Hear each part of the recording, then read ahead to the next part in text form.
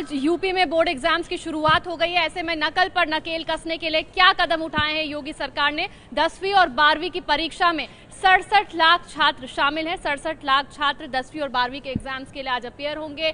1/3 परीक्षा केंद्र कम किए गए हैं, यानी परीक्षा केंद्रों की संख्या घटा दी गई है। 1/3 परीक्षा केंद्र कम किए गए हैं। हर सेंटर पर सीसीटीवी कैमरा लगाया गया है ताकि पैनी नजर हर छात्र पर रखी जा सके। चेकिंग के लिए 1000 फ्लाइंग स्क्वाड्स भी बनाए गए हैं। बाकायदा फ्लाइंग स्क्वाड्स बनाए गए हैं चेकिंग के लिए। 1000 इनकी संख्या है। नकल के लिए बदनाम 31 जिले अति संवेदनशील घोषित कर दिए गए हैं। यूपी में नकल कराने का 10,000 करोड़ रुपए का ये पूरा मामला और इससे निपटने की योगी सरकार की ये पूरी तैयारी। नेहा बिल्कुल, और अमांद्रा ने जो कुछ बताया उसको सुन करके देख करके ऐसा लगता है मानो कोई सुरक्षा व्यवस्था का मुद्दा हो जिसके लिए इतनी चाक चौबंद व्यवस्था की गई है। पर ये नकल का मामला है। सोचिए यूपी का बोर्ड नकल के मामले में कितना बदनाम है। डिप्टी सीएम दिनेश शर्मा बाकायदा जौनपुर जाकर दौरा करके आए हैं परीक्षा के दौरान। वो क्या कह रहे हैं सुनिए। जो शिक्षा माफिया है उनको सरकार की चेतावनी है। माननीय मुख्यमंत्री जी ने स्वयं प्रेस कॉन्फ्रेंस करी है, वीडियो कॉन्फ्रेंस करी है। यहाँ नकल और कोई भी नकल माफिया है बचेगा नहीं। अगर पता चल गया तो वो जेल में जाएगा। सर, एक मीडिया कर्मी को गेट के अंदर नहीं जाने, सर आप संतुष्ट हैं सर? सर आप जो जांच की आज आप खुद ही देख रहे थे कितना बदलाव है। नहीं सर, आप संतुष्ट हैं सर? अभी तक सर मीडिया कर्मी जो है सर कल का गेट के अंदर नहीं, मीडिया कर्मी परीक्षा के अंदर नहीं जाएगा। परीक्षा करने से गेट के अंदर जाते और कोई गलती होगी, किसी की कमी होगी तो उसको हम लोग पूरा करें। पिछले साल यूपी विधानसभा चुनाव के दौरान प्रधानमंत्री नरेंद्र मोदी ने भी यूपी में नकल का मुद्दा उठाया था। एक साल पहले गोंडा की चुनावी रैली में मोदी ने गोंडा को नकल का सबसे बड़ा केंद्र कहा था। योगी सरकार के लिए ये बेहद चुनौतीपूर्ण है कि कम से कम गोंडा में तो नकल ना होने पाए। गोंडा की परीक्षा दिखाएंगे, उससे पहले सुन लीजिए प्रधानमंत्री मोदी का बयान और उसके बाद आपको दिखाएंगे संवाददाता रणवीर की एक रिपोर्ट।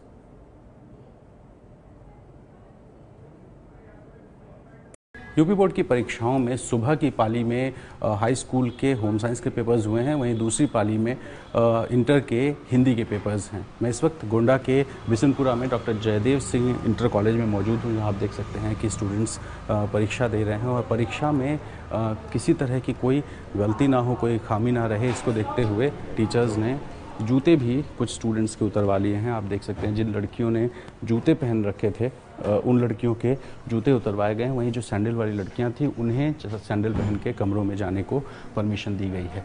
ये स्कूल है, इस वक्त यहाँ पे परीक्षा चल रही है, निगरानी चल रही है और किसी तरह से कोई खामी ना रहे सीसीटीवी कैमरे भी लगाए गए हैं हर क्लास में। हालांकि परीक्षा हो रही है इसलिए हम उस क्लास में नहीं जाएंगे ताकि स्टूडेंट्स को किसी तरह की दिक्कत ना हो। लेकिन अगर इस मॉनिटरिंग रूम में आपको दिखाऊं तो आप देख सकते हैं कि यहाँ पे अलग अलग सीसीटीवी कैमरे जो है हर क्लासरूम में लगाए गए हैं और उसकी मॉनिटरिंग के इंतज़ाम भी किए गए हैं। ये क्लासेस हैं जिनमें परीक्षाएं हो रही हैं और आप देख सकते हैं इस सब में सीसीटीवी है और सबकी मॉनिटरिंग यहाँ पे स्कूल में ठीक से की जा रही है। जो खाली क्लासेस हैं वहाँ सेंटर नहीं है क्योंकि स्टूडेंट्स कम हैं होम साइंस के एग्ज़ाम में, लेकिन जिन जिन क्लासेस में हैं उनकी मॉनिटरिंग हो रही है। और इसको थोड़ा अगर आप बड़ा करके दिखाएँ तो आप देख सकते हैं कि क्वालिटी भी कैमरे की सही है और टीचर्स की जो निगरानी है वो हर क्लास में टीचर्स भी हैं जो कि किसी तरह से कोई खामी ना रहे उसके लिए लगातार पर्यवेक्षक के तौर पर क्लासेस में घूम रही हैं। इस तरह की निगरानी की व्यवस्था इस बार यूपी बोर्ड की परीक्षाओं में हर ज़िले में की गई है। जितने भी केंद्र हैं उन केंद्रों के हर उस क्लासरूम में जहां परीक्षाएं होनी हैं वहां पे सीसीटीवी कैमरे का इंतज़ाम किया गया है और वहीं साथ ही पुलिसकर्मियों की भी व्यवस्था की गई है। बिल्कुल सामने आप देख सकते हैं कि पुलिसकर्मियों की तैनाती है ताकि कोई बाहरी शख्स स्कूल कैंपस में ना घुसे। हालांकि इन सब के बीच में कुछ लूप होल्स हैं, जैसे अगर मैं सामने खिड़कियां दिखाऊं आपको तो आप खिड़कियों को देख सकते हैं कि पूरी तरीके से खुली हुई खिड़कियां हैं और खिड़कियों के पीछे कोई बाउंड्री भी नहीं है। और बाउंड्री ना होने की वजह से जो पीछे गांव वाला हिस्सा है वहां से कोई भी शख्स सीधा जो विद्यार्थी हैं उनके संपर्क में आ सकता है और उसको रोकने के लिए फ़िलहाल कोई इंतज़ाम नहीं है क्योंकि पीछे की तरफ भी कोई सीसीटीवी कैमरा नहीं लगा और ना ही पुलिस की तैनाती की गई है। लेकिन फिर भी हर साल की अपेक्षा अगर इस साल हम देखें तो सीसीटीवी कैमरे के साथ साथ जो सेक्टर मजिस्ट्रेट्स हैं, जो स्टैटिक मजिस्ट्रेट्स हैं, उनकी तैनाती करके सरकार ने हर संभव उपाय किए हैं ताकि नकल को पूरी तरीके से रोका जा सके। बावजूद उसके देखना होगा कि क्या वाकई में इस बार यूपी बोर्ड की परीक्षाओं में नकल नहीं होती है या हर साल की तरह जो नकल माफिया हैं वो अपने मंसूबे में कामयाब हो जाते हैं। अपने सहयोगी कृष्णा कुमार और कैमरा पर्सन विशेष पांडे के साथ रणवीर, एबीपी न्यूज गोंडा। संवाददाता रणवीर की आपने रिपोर्ट देखी। आपको याद होगा पिछले साल यूपी विधानसभा चुनाव के दौरान प्रधानमंत्री नरेंद्र मोदी ने नकल का मुद्दा उठाया था। क्या कहा था तब उन्होंने, सुनिए।